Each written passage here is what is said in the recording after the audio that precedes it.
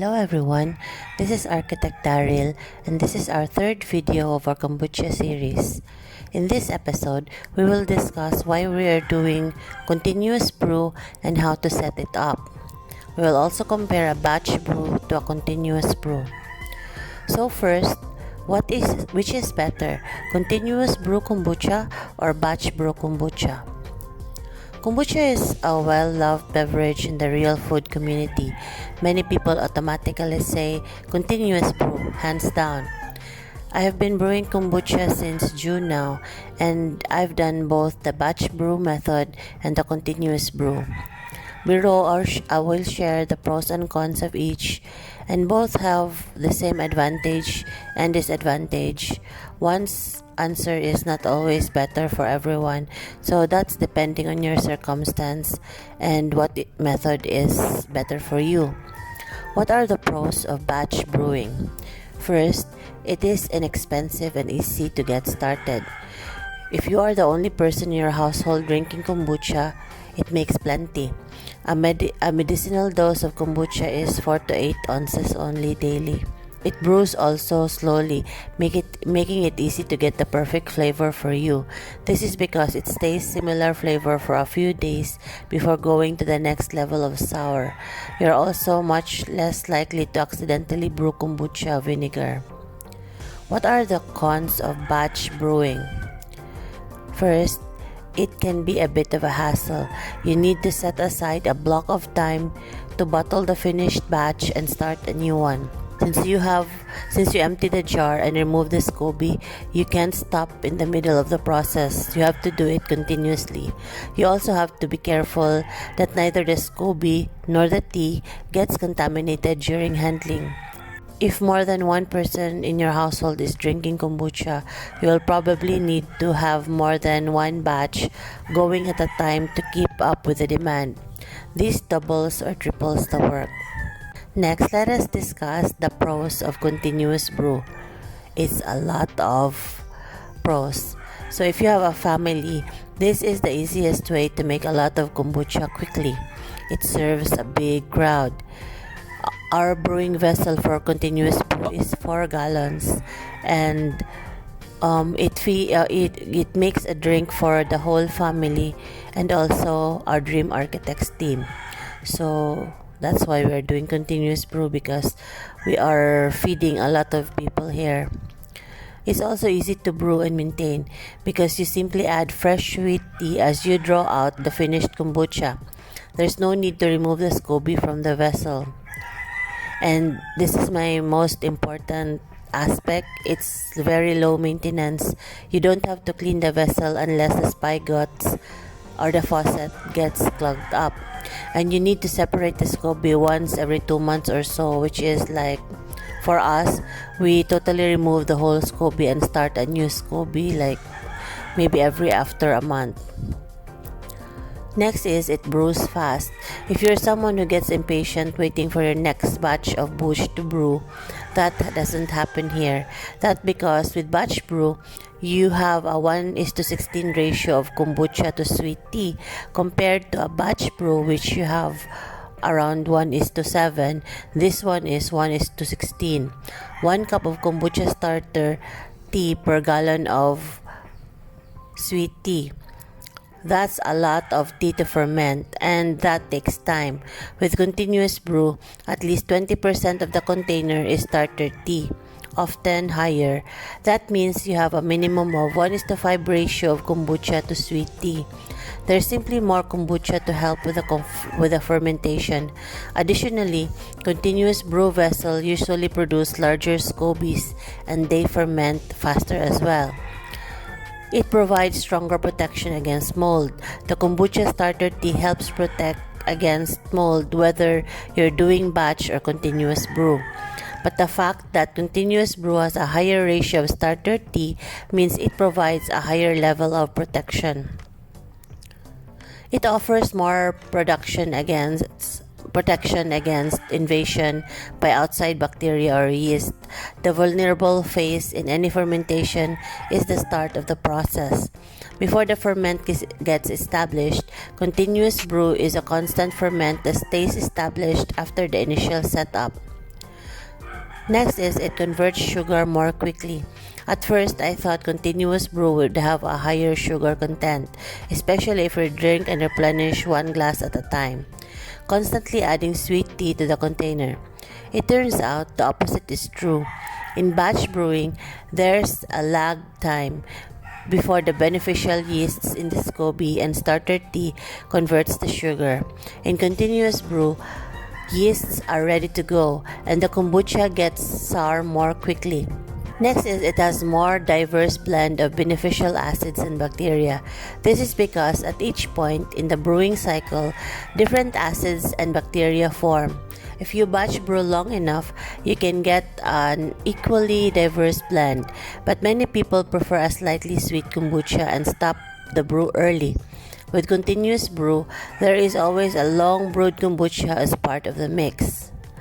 Some of the containers are gorgeous also if you want to batch brew, or there are a lot of vessels, ceramic and glass, that is very pretty that you can choose. Let's go to the cons of batch brew, of continuous brew.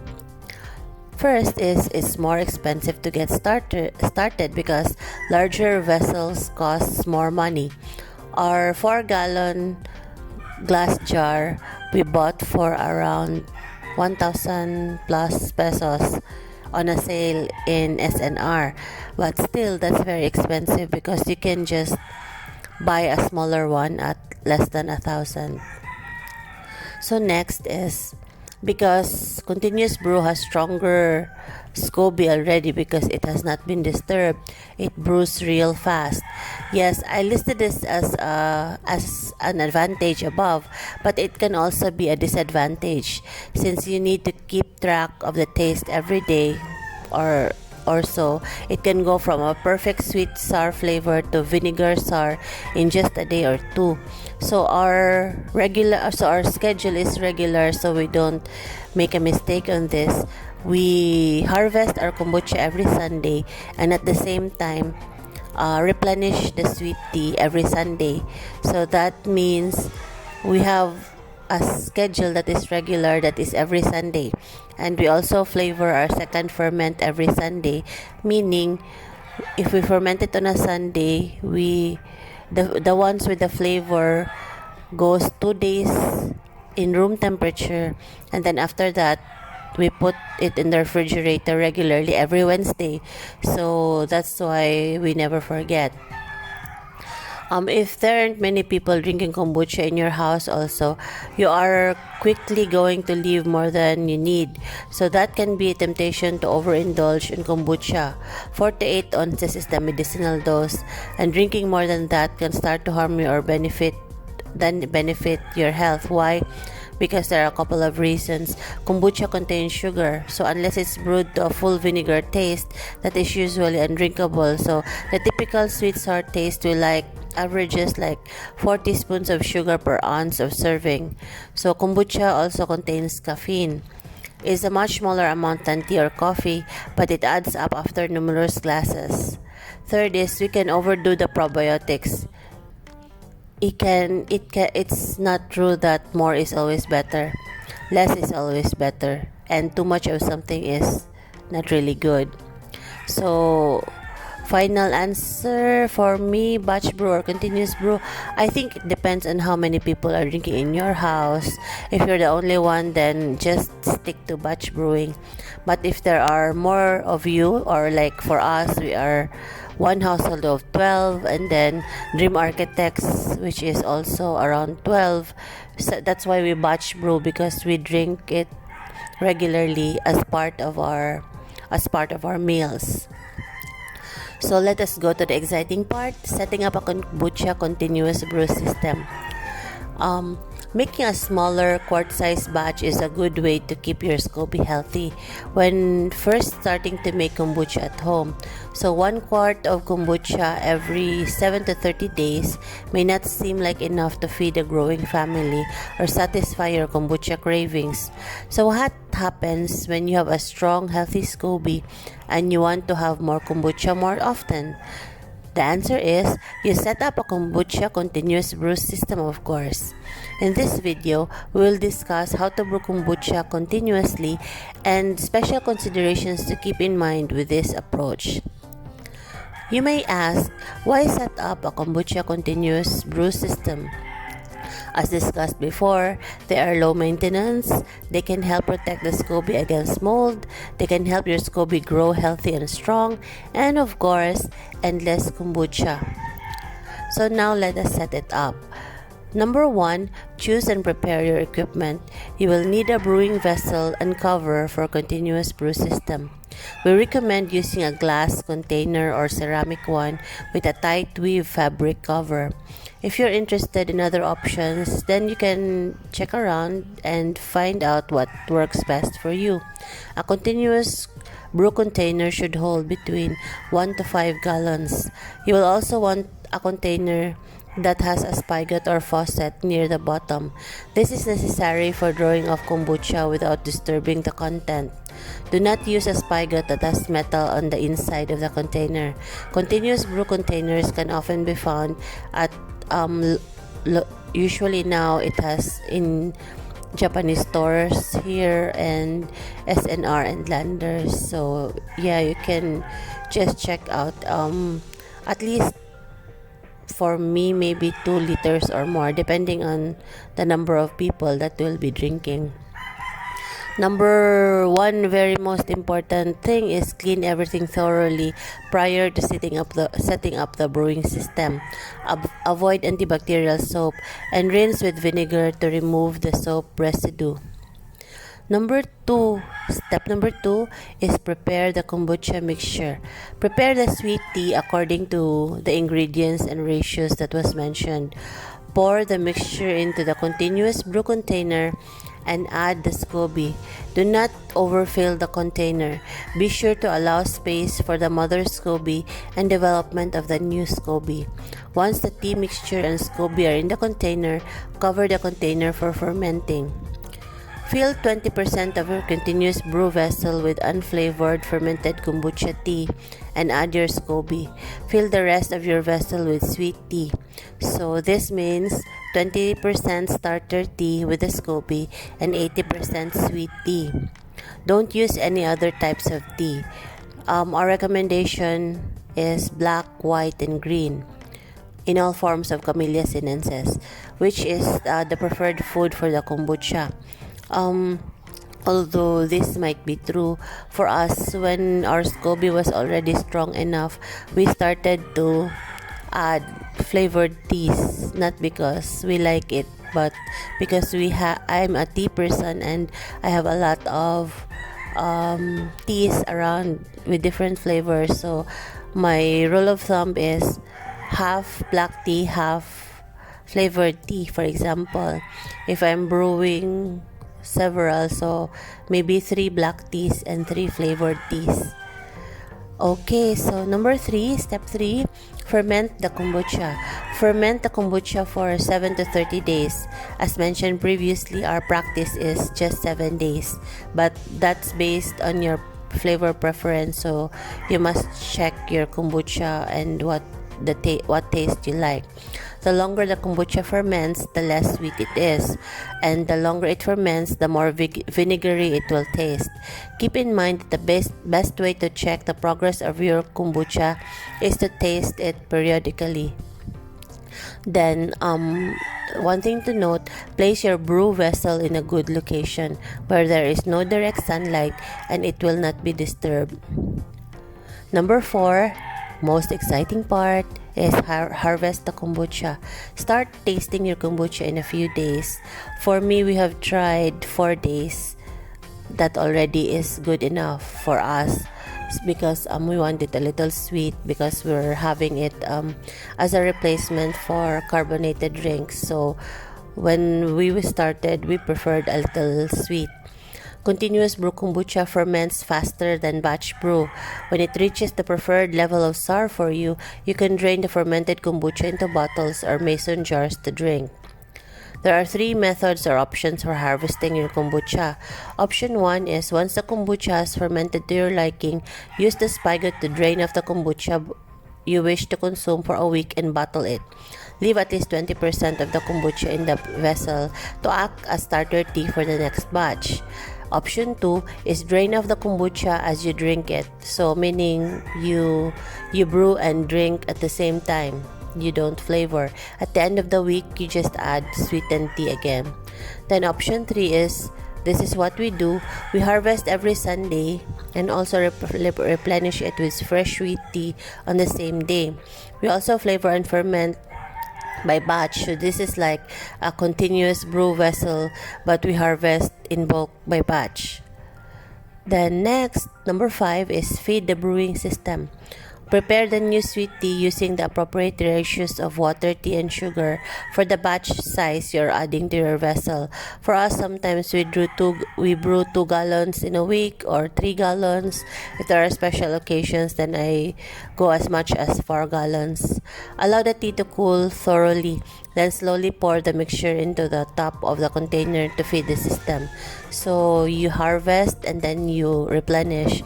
This is why Continuous Brew has stronger SCOBY, because the SCOBY is not disturbed, whereas in batch brew, you have to remove everything and clean the bottle, the vessel, and for me it's very dangerous because the vessel is glass and just one drop and it could shatter your very beautiful, expensive brewing vessel. So I also tend to shy away from doing that because the vessel at 4 gallons of glass is already very heavy.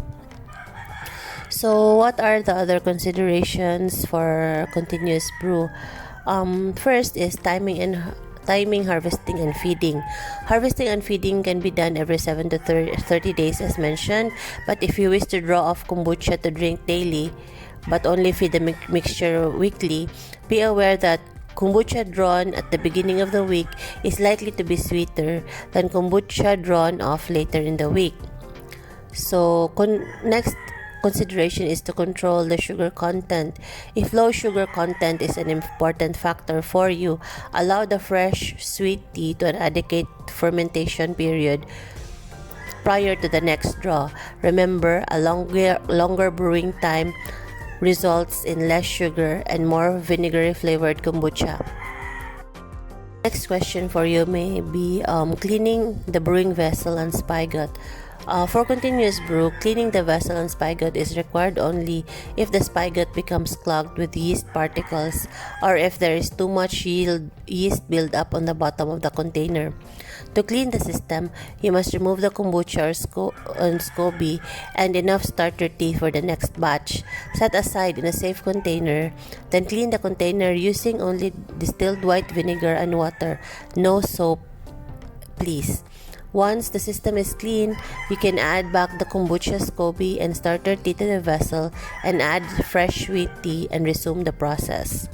Next is the large SCOBY. Keep in mind, continuous brewing system produced large SCOBYs. In our experience, the SCOBY was already around 2 inches thick when we removed it, and then we started with a new one. So our process is we really took out everything and then started with a new SCOBY. The primary use with a large SCOBY is that after some time they go very thick, taking up valuable space in the container. You can reduce the large SCOBYs periodically to allow more efficient fermenting. The SCOBY can be torn or cut up using non-metal utensils, and there are a lot of uses for the SCOBY. If you want, you can even make it into a candy. How surface area affects kombucha brew time. Kombucha is one of the most popular cultures to make at home. It is simple and inexpensive, and with a distinctive flavor loved by many. One of the advantages to kombucha is that there is no maintenance required.